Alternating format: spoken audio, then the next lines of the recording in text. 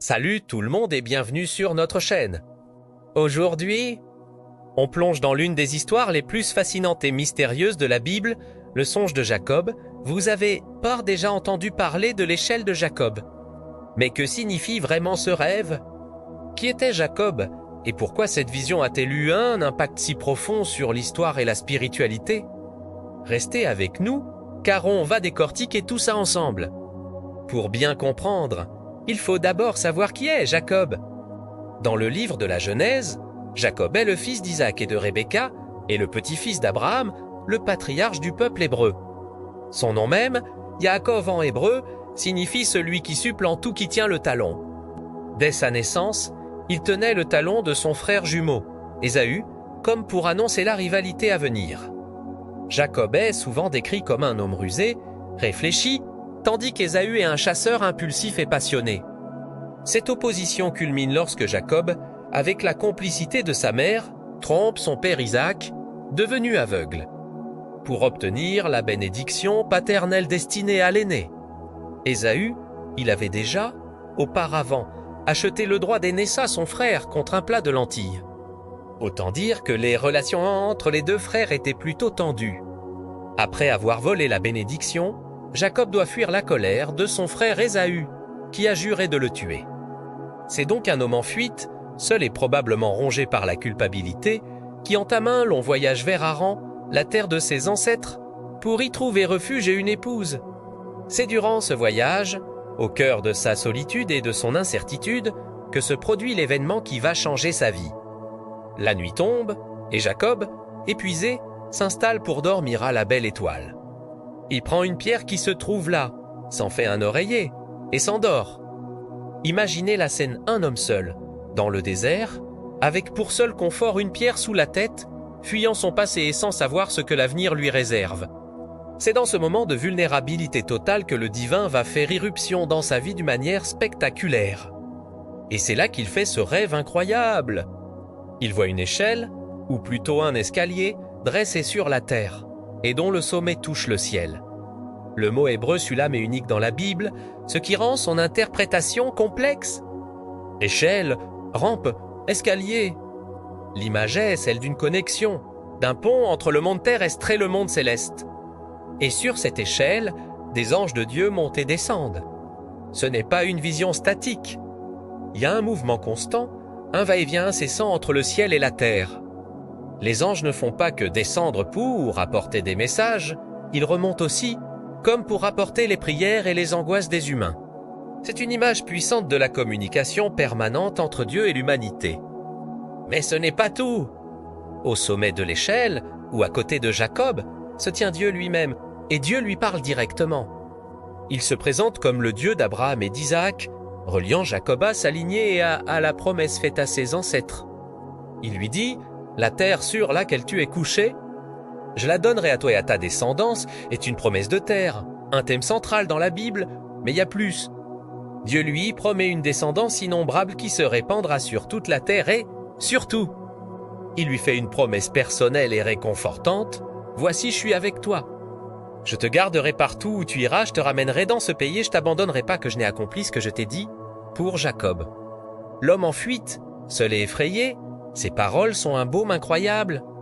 C'est la confirmation qu'il n'est pas seul et que, malgré ses erreurs, Dieu a un plan pour lui.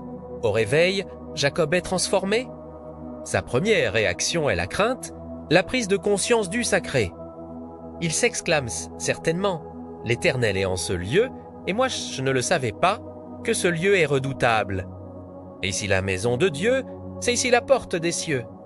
L'endroit qui lui semblait n'être qu'un lieu de passage désolé est en fait un lieu saint, un point de contact entre le ciel et la terre. Alors, il pose un acte symbolique fort. Il prend la pierre qui lui avait servi d'oreiller, la dresse comme une stèle et verse de l'huile dessus pour la consacrer. Il nomme cet endroit Béthel, ce qui signifie maison de Dieu. Cette pierre, simple objet du quotidien, devient le premier autel, le mémorial d'une rencontre divine qui a changé sa perception du monde et de lui-même. C'est un acte de foi qui ancre sa vision dans la réalité tangible. Alors, quelle est la signification profonde de ce songe? Premièrement, c'est une révélation sur la nature de Dieu, Dieu n'est pas confiné à un temple ou à un lieu saint spécifique. Il peut se manifester n'importe où, même dans le désert le plus aride, à l'homme le plus imparfait. Le rêve montre que le divin est accessible, que le ciel n'est pas fermé. L'échelle symbolise ce lien permanent. Pour Jacob, c'est un tournant. Lui, le trompeur, le fugitif, reçoit une promesse inconditionnelle de la part de Dieu. Ce n'est pas à cause de ses mérites, mais par pure grâce. C'est le début de sa transformation. Il quitte ce lieu non plus comme un simple fugitif, mais comme un homme porteur d'une promesse divine. Son voyage prend un nouveau sens. Dans le christianisme, cette histoire a pris une signification encore plus profonde. Dans l'évangile de Jean, Jésus fait directement allusion à ce passage.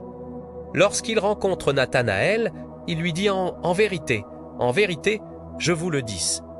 Vous verrez désormais le ciel ouvert et les anges de Dieu monter descendre sur le Fils de l'homme.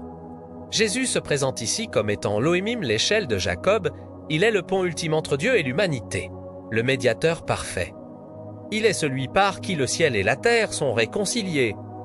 L'échelle n'est plus un simple objet de vision, elle est incarnée dans une personne. Cette réinterprétation donne au songe de Jacob une dimension prophétique, annonçant la venue du Christ comme le véritable Béthel, la véritable maison de Dieu parmi les hommes. Au-delà des interprétations religieuses, le songe de Jacob parle à chacun de nous. Il nous rappelle que même dans nos moments les plus sombres, de solitude, de fuite ou de doute, nous ne sommes pas abandonnés. La porte des cieux peut s'ouvrir là où on s'y attend le moins. Cette histoire nous invite à être attentifs aux signes, aux pierres sur notre chemin qui peuvent devenir des hôtels de rencontre. C'est un message d'espoir universel, la transformation est toujours possible. Jacob, le manipulateur, deviendra plus tard Israël. Celui qui a lutté avec Dieu, son voyage est un chemin de maturation spirituelle, et le songe de Béthel en est la première étape cruciale. C'est la promesse que même nos parcours les plus tortueux peuvent nous mener à une rencontre qui donne un sens à notre existence. En résumé, le songe de Jacob est bien plus qu'une simple histoire biblique. Est un récit fondateur sur la relation entre Dieu et l'humanité, sur la grâce, la promesse et la transformation. De la fuite d'un homme coupable à la vision d'une connexion divine.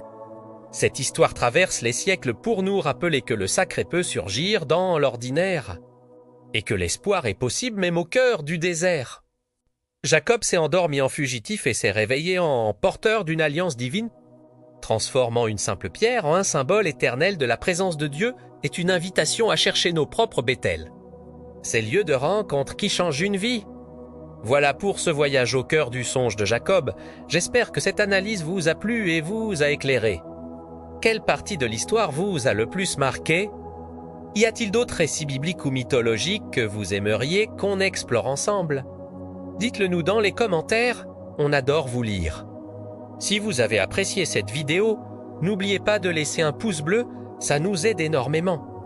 Et surtout, abonnez-vous et activez la cloche pour ne manquer aucune de nos prochaines explorations. Merci d'avoir regardé et à très bientôt pour une nouvelle vidéo.